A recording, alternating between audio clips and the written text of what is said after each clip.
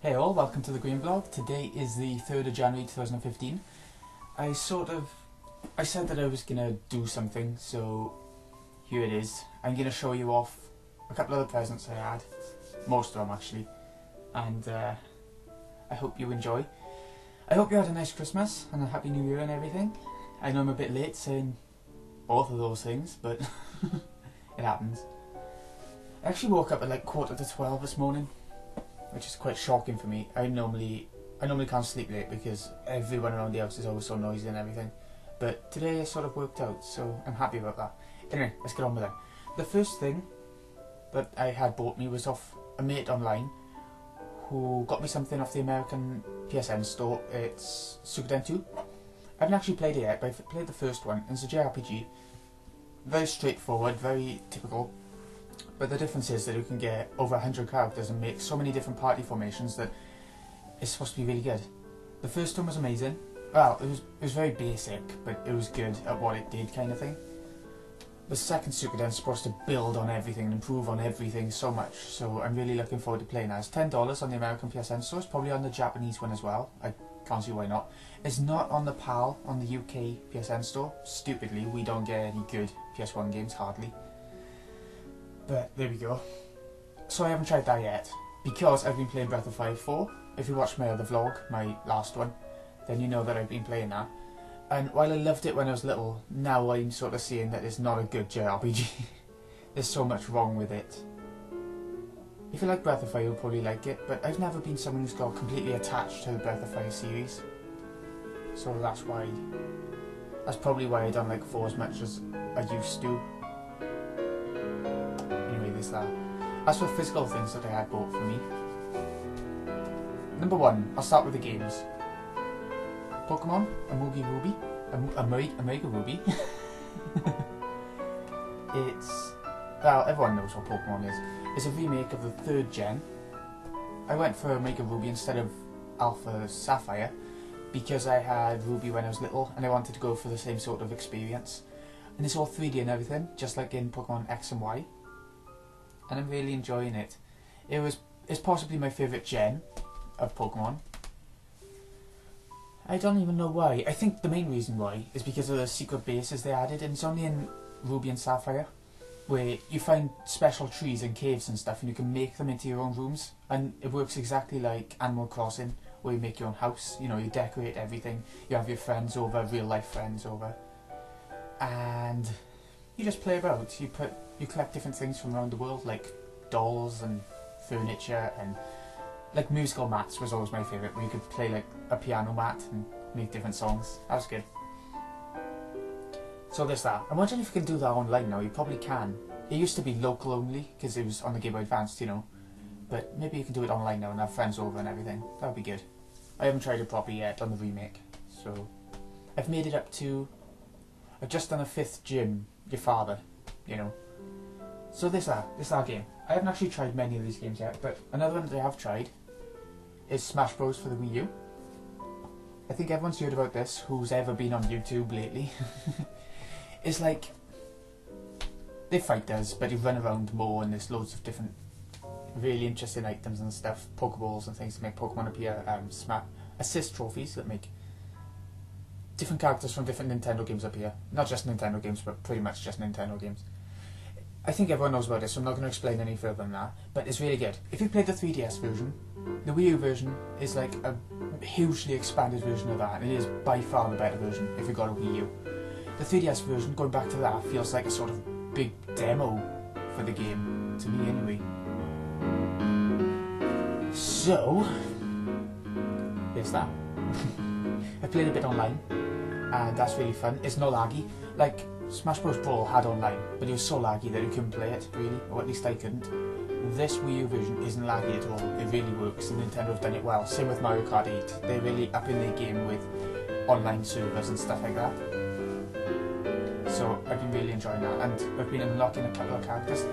I don't want to spoil who the characters are, but I've only got 3 of them so far. So I'm doing the event matches, but you have to unlock more characters to unlock more event matches, which are special battles with certain story parts to them and things like that. Certain challenges attached to them. So I'm getting more characters right now, and that's what I'm doing on the next game. It is, like I said, I haven't played any of the other games now. Persona Q, Shadow of the Labyrinth. It's for the 3DS. So shiny. It's for the 3DS.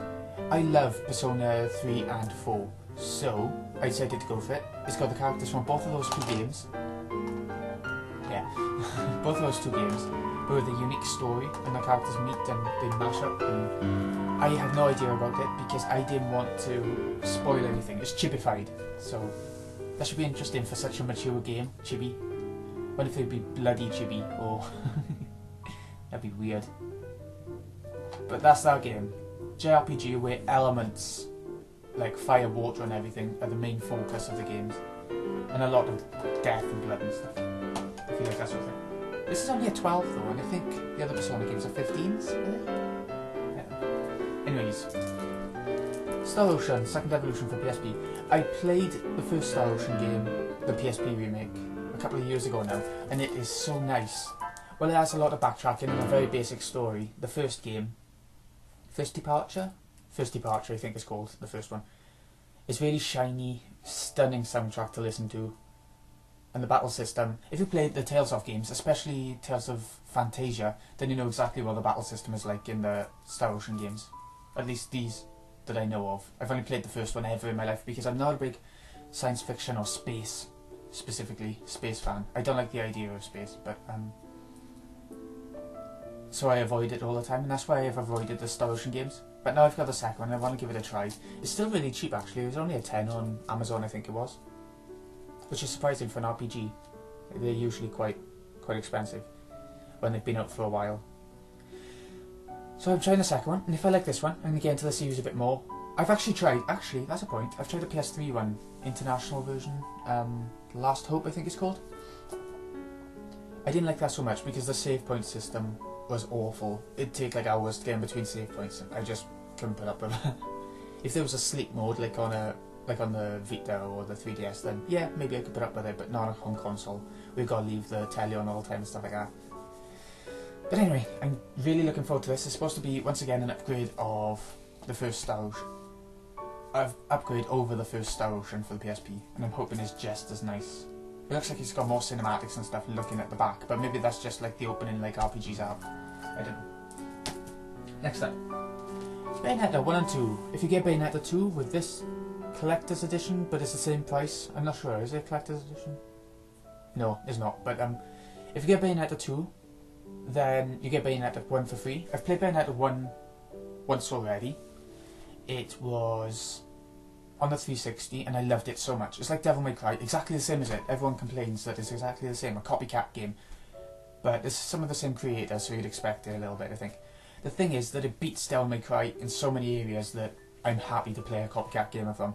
Better characters, better cinematic direction, better soundtrack, better story. I mean, I don't know how the second game is supposed to be better than the first one, but I'm really looking forward to playing it. I'll be playing through the first game first, even though I've played it already before. I'm going to play through it again.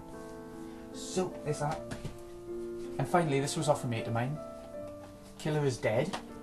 It's the collector's edition, found it on CEX for a £5 with all the sort of stuff inside. I think I'll open it. It's from the people behind Killer 7. So I think it's going to be good because Killer 7 was one of my favourite ever shooters. It's one of the only shooters, single player, I can actually bear. So, this is inside. Ooh. Looks like you can make like models and stuff. I never will be, but they're there for the collector's sake. I'll show you them all, even if you're not interested. I'm not really sure, I think... I don't know, I must stick them to things, or... No, I'll definitely make them, but I'm not sure how it works out properly. Anyway, that's all those things. So as that, you get an art book with different things inside. And a soundtrack CD, which is really nice. I'm surprised it comes in like a disc thing like this. Maybe it's because it's second hand that it did. You know, maybe somebody else put it in this instead of something else, but I don't mind that. I'm happy with that. And also in here, obviously, last of all, the game. There's a shop called CEX. I don't know if it's only a British shop or not, but they have really good second-hand stuff and their prices are amazing. If you trade things in there, you don't get good prices from, but you can buy things really cheap, so, I mean.